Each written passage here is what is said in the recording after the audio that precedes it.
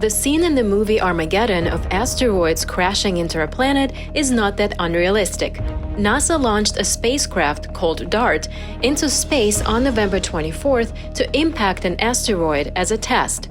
NASA wants to see if intentionally crashing a spacecraft into an asteroid is an effective way to change its course should an Earth-threatening asteroid be discovered in the future.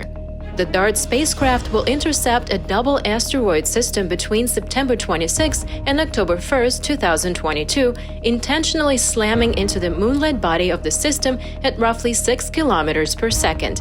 Scientists estimate the kinetic impact will shorten the Moonlet body's orbit around the primary body of the twin by several minutes. Taiwan is building 8 submarines all by itself with the secret help of at least 7 countries.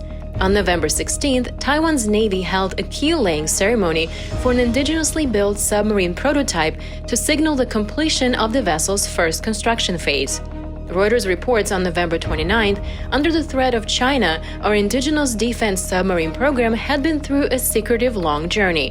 The November 16th ceremony actually means that the extreme secret key components and systems are all set for construction. Thanks to the help, Reuters reports, of engineers and retired submariners from the US, UK, Australia, South Korea, India, Spain, and Canada.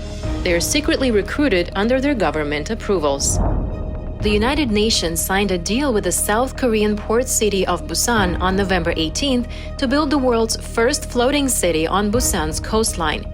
Busan agreed to host such a floating city because, like many coastal cities, it is threatened by rising sea levels, and the floating city is designed to help it to expand onto the sea.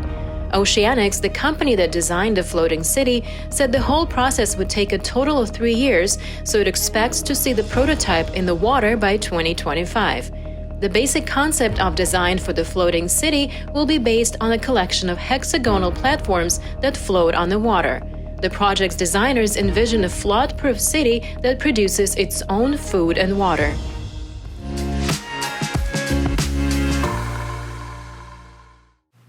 Hello, I'm Wade Lee. Thank you for joining us on this week's FUNDAY News. Here are your top stories. A mysterious object fell out of the sky in the city of Luohe in Henan Province, China, early morning of November 29th, and exploded with a loud noise. All told, about 100 tons of extraterrestrial matter falls on Earth every day, mostly in the form of a harmless dust and an occasional meteorite. But astronomers estimate there are about 1,000 near-Earth asteroids larger than 1 kilometer and big enough to cause a global disaster. NASA hence launched a spacecraft to test if it would impact the asteroid and change its course in the case its path collides with Earth. NASA's DART mission is the world's first full-scale mission to test technology for defending Earth against potential asteroid or comet hazards. Its goal is to slightly change the asteroid's motion in a way that can be accurately measured using ground-based telescopes. The results will validate and improve scientific computer models critical to predicting the effectiveness of the kinetic impact as a reliable method for asteroid deflection. The date to intercept the asteroid is set between September 26 and October 1, 2022. A CubeSat provided by the Italian Space Agency will be released prior to DART's impact to capture images of the impact and the resulting cloud of ejected matter.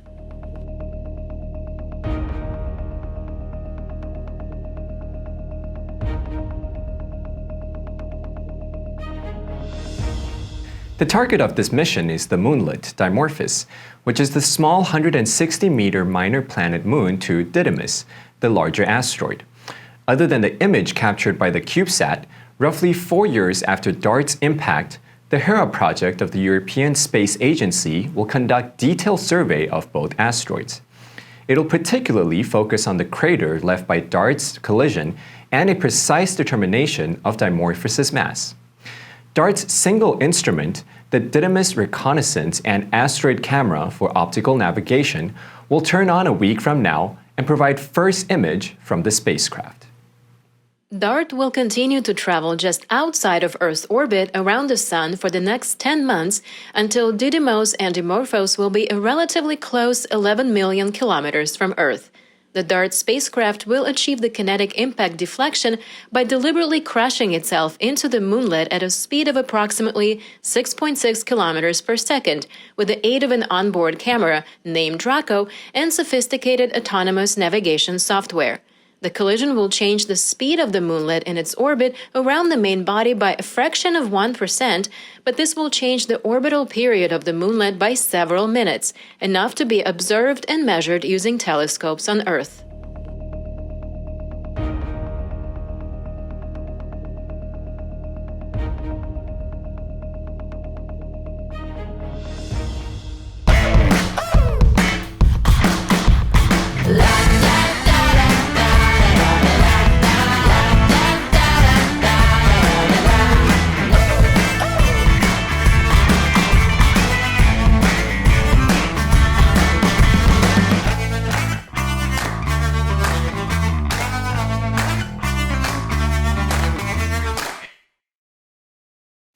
On November 29th, Reuters report that Taiwan has stealthily recruited expertise and technology from around the world to build an indigenous submarine fleet to serve as a deterrent against any Chinese invasion.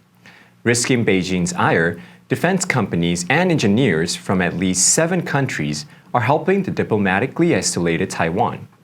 The exposed developed supply chain building Taiwan's 8 traditional submarines is composed of engineers and retired submariners from the US, UK, Australia, India, Spain, and Canada to work on the Indigenous Defense Submarine Program, also known as IDS, as well as advise the Navy. Veteran Western, Japanese, and Taiwanese submariners said the 8 new submarines plus the Sea Dragons obtained from the Netherlands in 1987 would pose a deadly threat to an invasion fleet.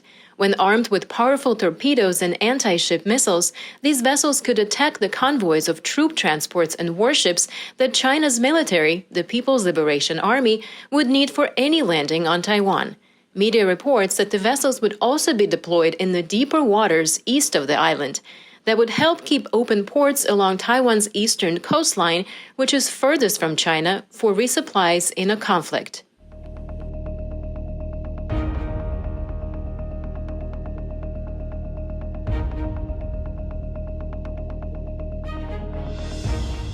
Towards the end of November, Solomon Islands made news for the unrest taking place. However, it faces a graver problem. The island itself may vanish due to rising sea levels. According to a report on Reader's Digest, there are 13 islands in the world that are slowly but surely being submerged. The Solomon Island sits at number 1. However, islands are not alone in this crisis of sea levels rising. Busan of South Korea is one of the cities that finds their land being swallowed inch by the ocean.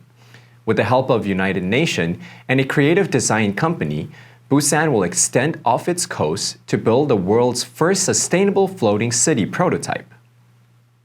Like many coastal cities, Busan is threatened by rising sea levels, and the floating city is designed to help such cities to expand onto the sea. With the help from the UN and the contractor OCEANIX, the floating city will be based on a collection of hexagonal platforms that float on the water. These platforms will be strengthened by a limestone coating that's more than twice as hard as concrete while also being floatable. The city is designed to survive Category 5 hurricanes. It would also be flood-proof as it is designed to rise with the sea. The floating city would produce its own food, energy, and fresh water.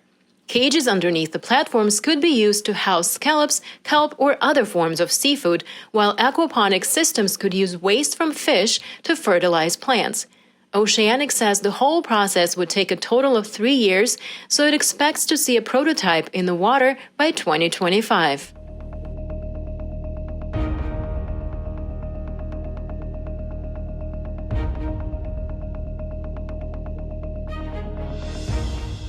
And that's all the time we have for today. Thank you for joining us on this week's FUNDAY News.